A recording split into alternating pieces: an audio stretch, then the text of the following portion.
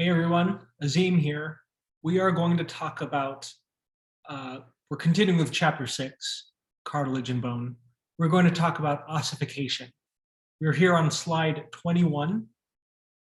We finished talking about slides 11 through 20 last time about compact bone, spongy bone, and the different cell types, osteoclasts, osteoblasts, osteocytes that we find in bone and what role they play. Here, we're going to look at how bone is formed in the first place and why there are two different types of ossification. Here's the first type. This type is called endochondral ossification. Let me back up. Most of our skeleton forms from a cartilage framework.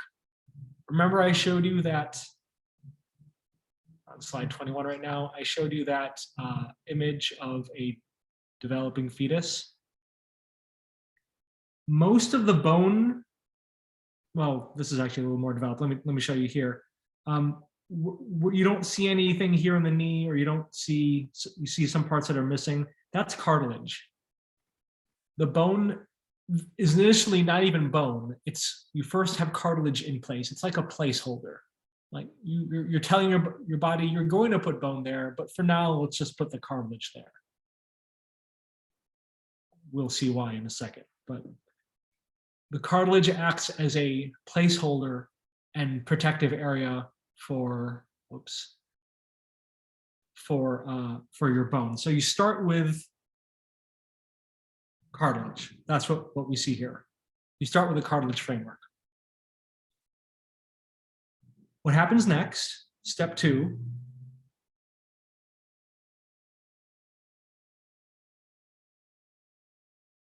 Step 2 is that osteoblasts move in.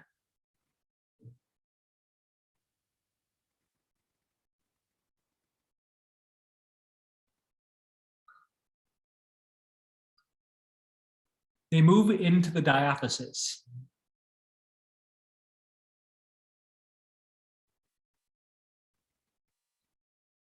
When these osteoblasts move in, they're also helped by the formation of blood vessels. So now blood vessels are coming in. And osteoblasts build bone. And they essentially kill off the surrounding cartilage. They're replacing cartilage.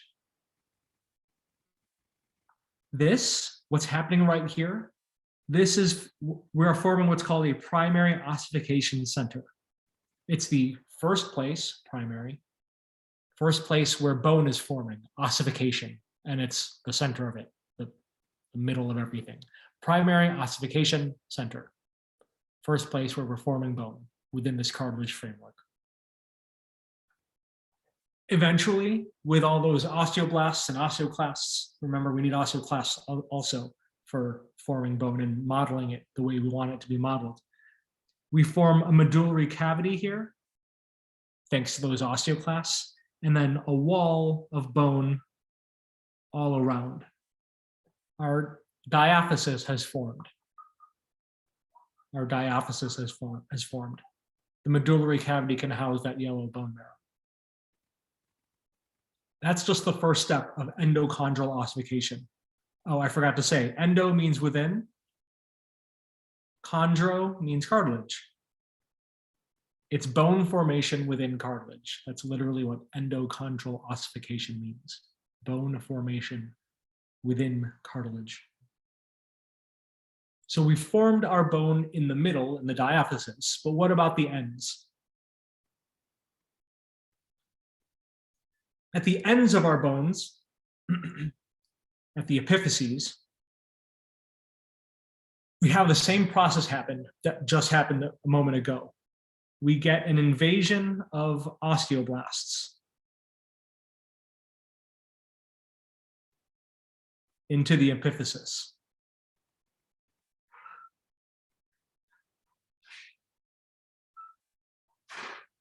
And they grow and they replace the cartilage. So what we're left with now is bone here in the middle of the epiphysis, bone in the diaphysis, and then bone at the end of the epiphysis. Let me redraw that off to the side.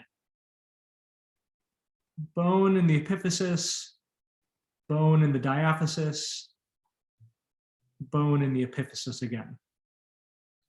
We still have cartilage at the ends of bones for protection.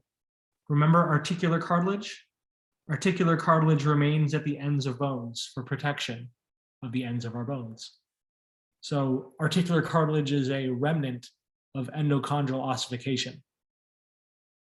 Where we still have cartilage when we're growing, when we're not fully yet grown adults, we still have cartilage in between in this metaphysis region.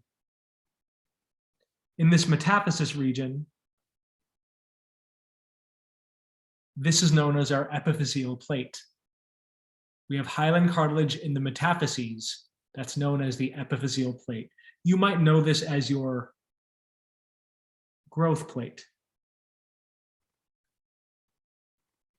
And this is where we can have that interstitial growth, where chondrocytes die on this end, and then osteoblasts invade and keep pushing the cartilage up, up, up, up until it goes away. When we're done growing, all that endochondral, when we're done growing, all that epiphyseal plate goes away, and we form an epiphyseal line. So you'll literally see the merging of two bones into one. Your long bones are three bones that have merged into a single bone once you become an adult.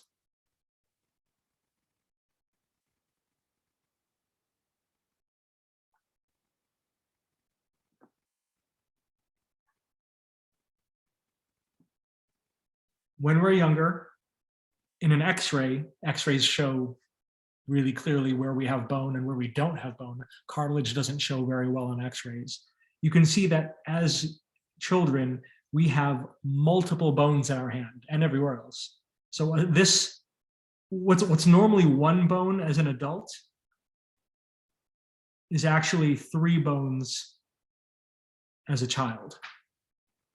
The epiphyses are separated from the diaphysis. They fuse together once we're done growing.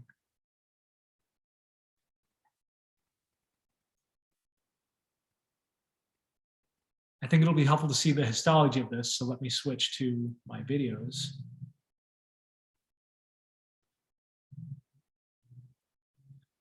Under the cartilage and bone section, go to osteogenesis, developing long bone, longitudinal histology. It's a developing long bone, longitudinally cut, demonstrating an example of osteogenesis, this specific kind of endochondral ossification.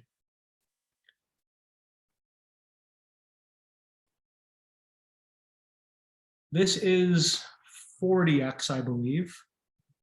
We are looking at the end of a bone. The bone is roughly shaped like this. Not too much. Yeah, close enough. The bone is roughly shaped like this, and we are looking at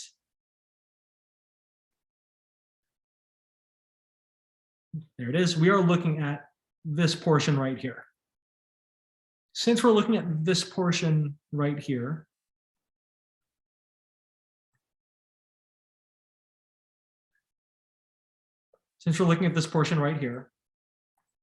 what we can see, this is articular cartilage.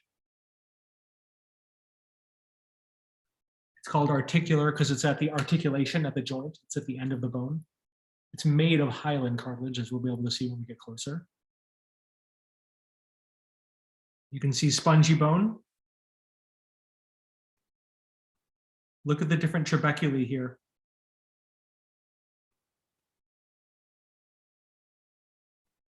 This is a trabecula of spongy bone. And then in between the spongy bone, you can see marrow. When we get closer, we'll be able to see the darker dots. That implies that it's red marrow. When we get closer to the diaphysis, we'll be able to see yellow bone marrow.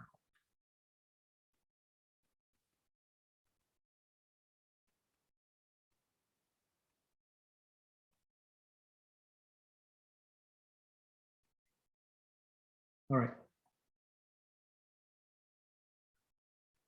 Going closer.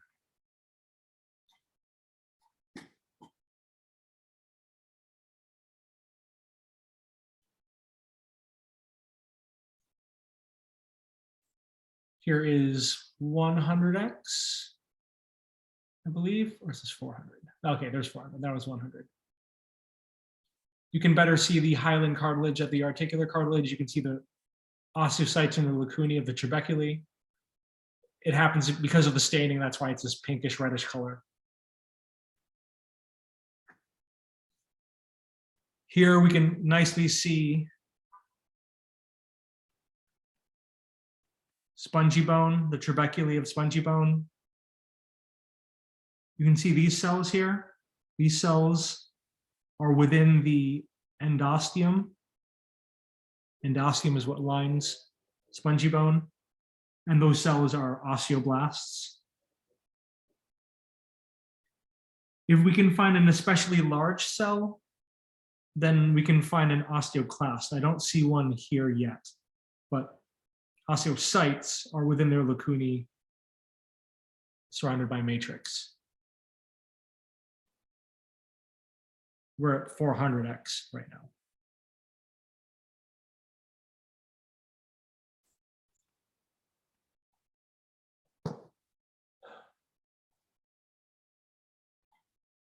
All right, moving along.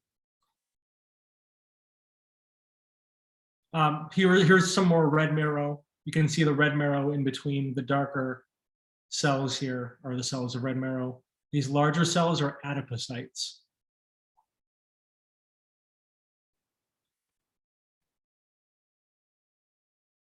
But what I wanted to show is this region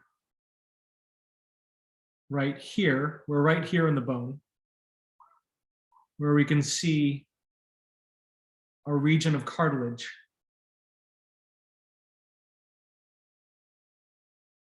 This is the epiphyseal plate. At this epiphyseal plate, we have hyaline cartilage. This is where osteoblasts would invade, while chondrocytes move forward and eventually get replaced,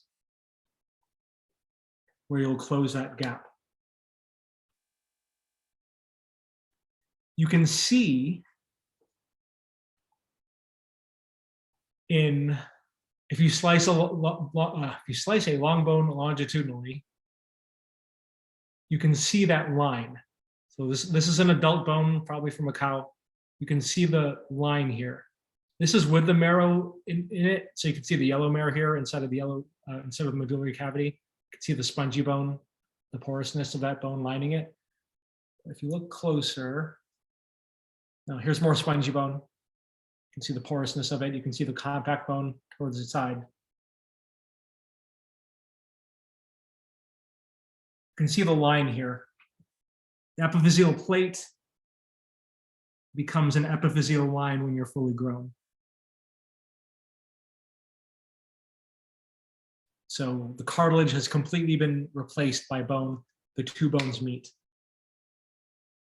This happens in endochondral ossification. It happens typically with long bones. Now that'll be important. Let's hold that idea in our mind for a second and we'll get to that idea when we talk about it after we talk about the other type of ossification. But endochondral ossification happens mostly with long bones, the bones of our appendages, not the carpals and the tarsals. The other type of ossification is called intramembranous ossification. It's a lot simpler, fewer steps. But in intramembranous ossification, what's happening is that we are forming islands of bone initially. And even before that, sorry, let me back up. Even before that, we start with mesenchyme. Remember, mesenchyme is our embryonic connective tissue. It can become any kind of connective tissue. So technically, even before a cartilage for endochondral ossification was laid down, you had mesenchyme. But here we still have mesenchyme going into later fetal development. This mesenchyme, these mesenchymal cells, they differentiate and form osteoblasts. So let me color this again. Mesenchyme is here in purple. You can see the mesenchymal cells. Osteoblasts are here. And remember what osteoblasts do? Osteoblasts build. They secrete calcified matrix. If I'm an osteoblast right here, I'm going to build matrix around me.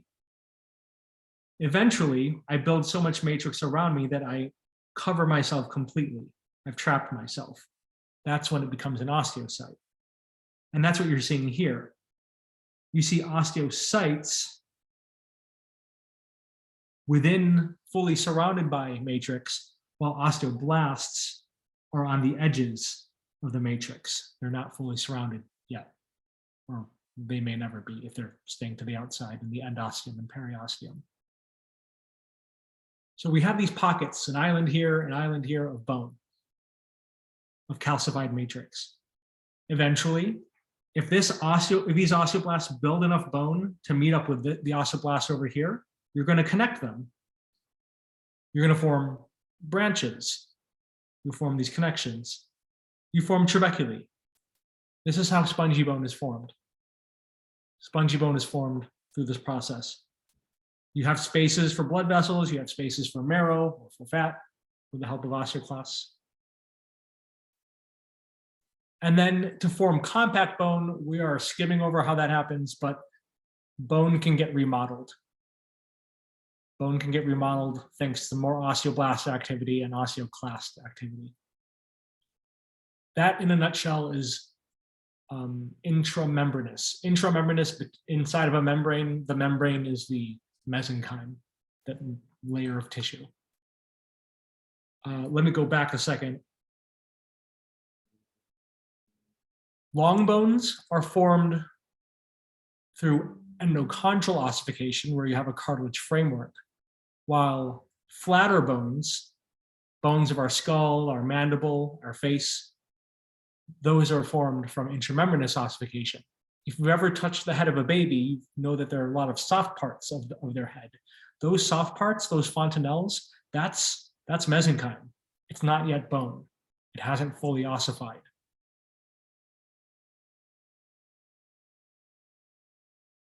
It doesn't take too long, though. It might take up to a year for that ossification to fully close up. But at least initially, you don't want a full solid head going through the birth canal, through the vaginal canal. It's a lot easier if the head is flexible so that it can fit through. So there's one reason why intramembranous ossification hasn't fully happened in those infant skulls. Long bones, why do we want why do we want endochondral ossification for longer bones? Why do we want endochondral ossification for longer bones? We're still developing into adolescence. When we're 10 to 20 years old, our bones may still be developing. If we want our bones to grow and have that flexibility of growth, we don't want it to fully ossify initially. We want these growth areas. We want epiphyseal plates. By having long bones undergo endochondral ossification, that allows us to continually grow through our lifetime up till past adolescence into our adulthood. Intramembranous ossification happens in flat bones. Where do we find flat bones? Protecting our brain, protecting our heart and lungs. The sternum is flat, the ribs are considered flat bones. I know ribs are long, but ribs are considered flat. If you look at the side of it, it's pretty flat. What these do, they protect vital organs. Intramembranous ossification doesn't need to change too much over time. In infancy, it's not fully developed, but it develops pretty strongly after that. We want quicker protection of our vital organs. So that's why we need intramembranous ossification for these places.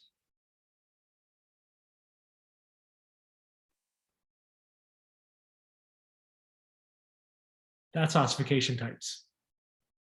Speaking briefly about when we damage our bones, when we fracture our bones, what initially forms is a hematoma. Heme refers to blood. Oma means growth. Like we've talked about carcinomas. Carcinoma is a cancerous growth. Hematoma is a blood growth. It's a blood clot. It's a wad of blood that's clotting. And you have that because when you break a bone, you're also breaking blood vessels. There's a lot of blood in bones, lots of vasculature. You have this hematoma, and you need that hematoma to lead to repair. We're not going to go into all the different types of fractures. I want you to know the basics of fracture repair, and this is it. That when you have this blood clot, when you have this hematoma, you need that clot to be replaced by spongy bone. In order for that to happen, you need osteoblasts to come into this area from the endosteum and periosteum. Osteoblasts move into that area, lay more bone down. They are overly activated. They're depositing tons of calcium phosphate and calcium phosphate and collagen. They do it so much that they overproduce bone, producing what's called a callus. We have this calloused area. They've overproduced bone.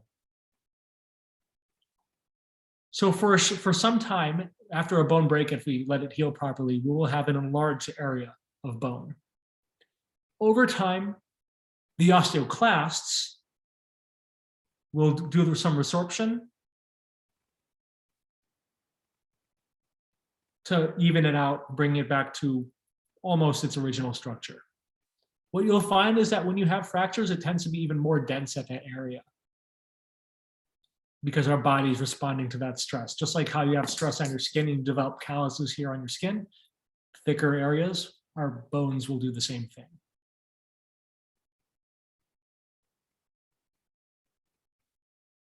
Briefly, some conditions of bone that relate to osteoblast and osteoclast activity.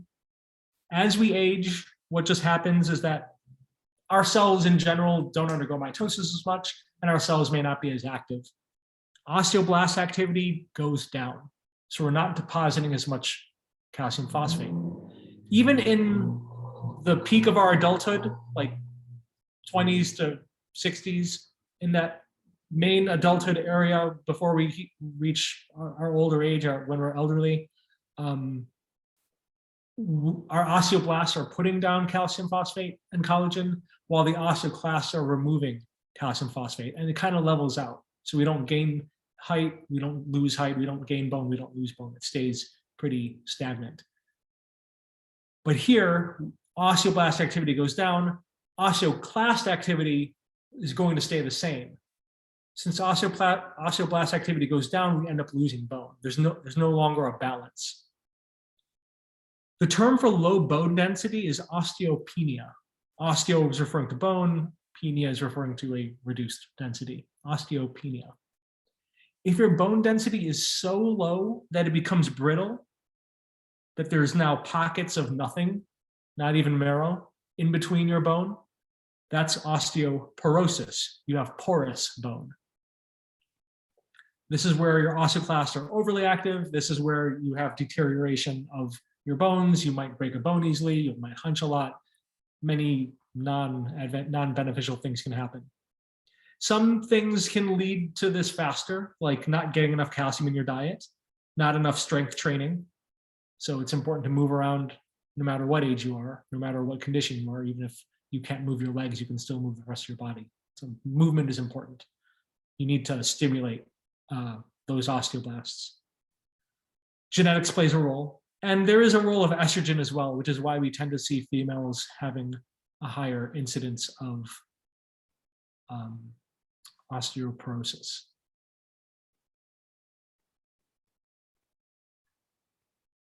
So I hope I've made it clear that our bones are dynamic, our skeletal system is dynamic. If we want to add something, we also want to remove things as well. At a tissue level, we've got reinforcing collagen with the super hard calcium phosphate to make the calcium phosphate less brittle. And that we've got different types of ossification. We have endochondral ossification for our longer bones, those are long bones, longer bones of the arm, of the legs, because those will consistently grow throughout our lifetime, so we want the cartilage framework. While intramembranous ossification produces the flatter bones that protect our vital organs like our brain, our heart, our lungs. That's almost it for chapter 6. We'll be talking about bone shapes and characteristics in the next video, so look out for that. Please let me know if you have any questions in the meantime, and comments in the discussion. And yeah, I'll talk to y'all later. Thanks.